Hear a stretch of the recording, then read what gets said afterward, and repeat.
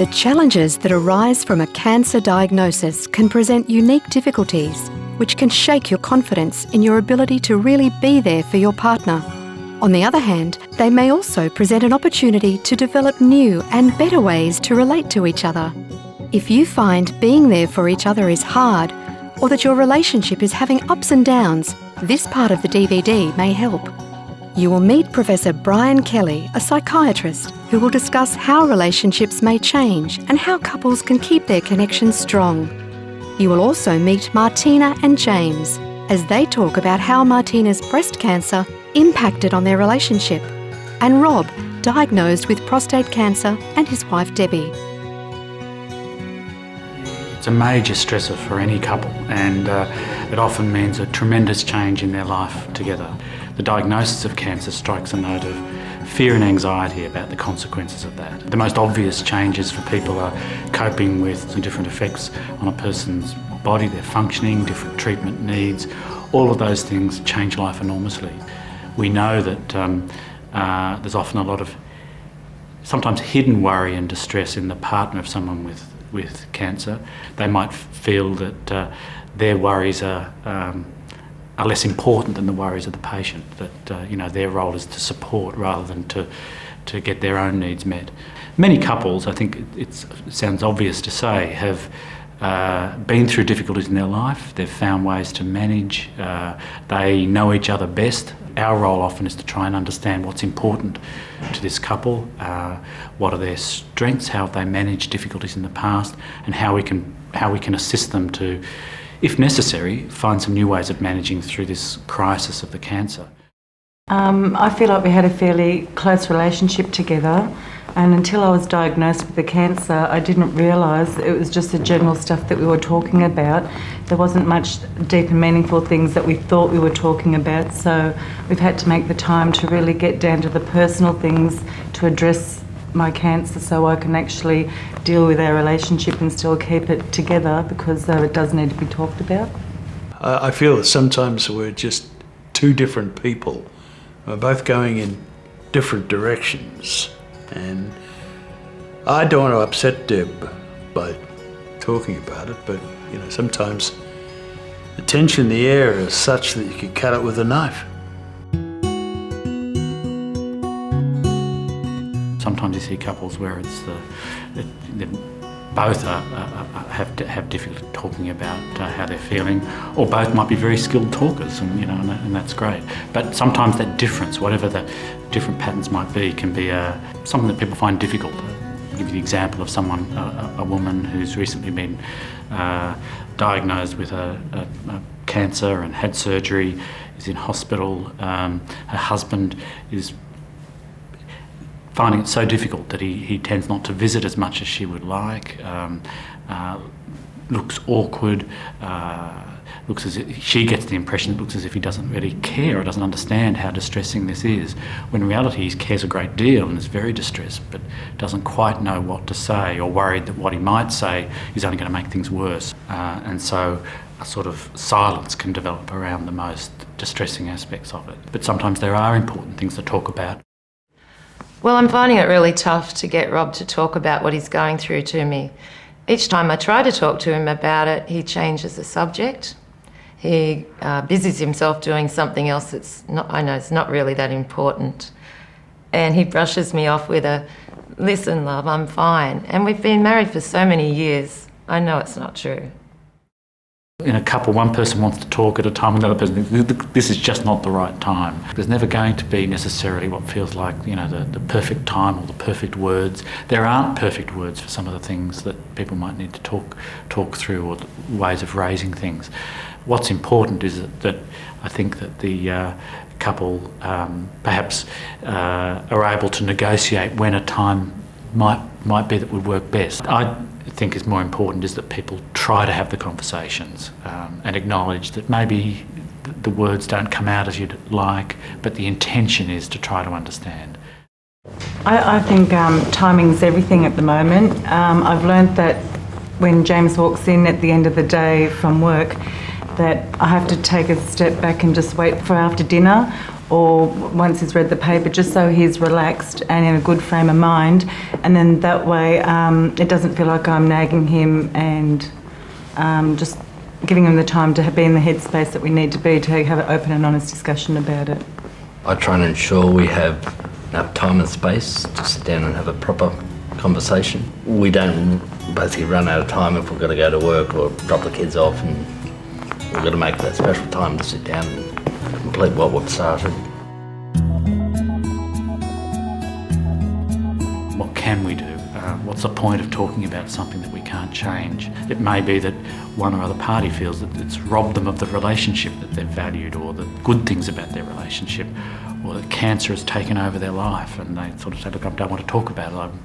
I feel like my whole life is spent going to doctor's appointments or hospitals or talking about it. I need a break from it. Our understanding of what can help couples is that it is important even to air those sorts of frustrations, to express them, to have each other understanding them. We know from the studies that have been done around coping with cancer that, in fact, people do better if they have the opportunity to express whatever feelings they're going through. Anger, distress, sadness, anxiety, feel supported to express that, and feel like whatever they're feeling, there'll be someone close to them who is prepared to listen and try and understand that. And that can apply to the person with cancer and their partner. And sharing it together often brings greater strength to the relationship. This one here puts up all sorts of barriers. Well, I'm not a great listener, I'm not a great talker either, but, well, Deb is, and I just found it hard to talk about the subject myself. I was just so worried about how he was feeling, and I figured he didn't want to talk about it, so I just avoided the topic, tried to cheer him up a bit. In the end, I got the feeling that Deb wasn't really worried about how I was feeling. That, it didn't bother her, as much as it bothered me. Well, I thought I was protecting Deb at first by not saying how I was feeling. And then when I found that I could, it was a great relief. It was a weight off my shoulders. Well, as long as we're honest about it and talk about things being, reasonable and calm, then I think, we can really talk about anything and get through any sort of problem. I'm not the biggest sharer in the world, but I can now definitely see the value in it. We know that being able to talk about whatever sort of worries or distress you're experiencing helps a person enormously. And listening is an important part of that. Sometimes people feel that listening is a very sort of passive thing, that you're not actually doing anything, you're not fixing anything. But listening is a very, very important tool. It's actually a very effective way of assisting another person. And the support that engenders is enormous. The fact that you've got someone who cares, is listening, trying to understand, can mean a tremendous amount. And it's also one of those aspects of communication that brings people closer. The other sorts of things, moving back to some of the physical aspects of cancer, are coping with treatment, surgery that might change the way your body appears or it functions. For example, things like having a colostomy for people with bowel cancer can be a major challenge to them, and how confident they feel in intimate contact with their partner. Obviously, sexual functioning can be affected by cancer, and some cancers more than others, and they can be very important issues to discuss with doctors about how to handle that, and for couples to discuss between themselves. Again, it's sometimes an issue that people don't talk about all that much, can find it hard to know how to bring up something that feels important but is a sensitive issue. Well, the biggest side effect was that I found that I couldn't perform in the bedroom. We were warned up front that it could be a possibility. Deb was supportive, understanding and patient about it, but it was really upsetting that it meant so much to me, and I thought it meant so much to her.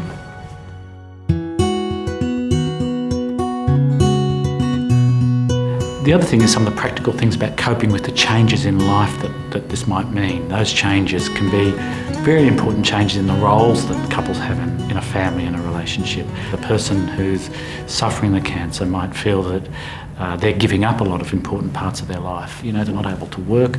They might start to feel that they're constantly receiving help from others rather than being able to give help to other people. And so it can be important to look at making sure that the care and assistance a person with cancer gets helps them to keep doing the things that they value most in their life that are still possible, while also acknowledging that some things may not be possible for a period.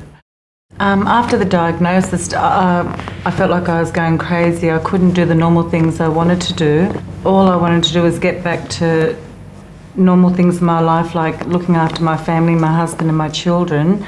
And I felt guilty that James was so supportive and helping in so many ways, and I couldn't do as much to help him.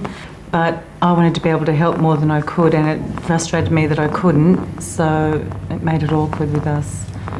Now, those changes, responsibilities that somebody else in the household might need to take on, can also be a strain for the others, and it can be difficult to voice that sometimes because it feels like it's expected, or it's a responsibility that you carry, or something that you want to do. And I care so much for this person that it's what I value, and I wouldn't have it any other way. I think it's a communication thing, and it's a sort of thing, conversation you've got to have over and over, repeatedly. It's a matter of, what I can do, what I can't do. And for Deb, it's a matter of what she can realistically do.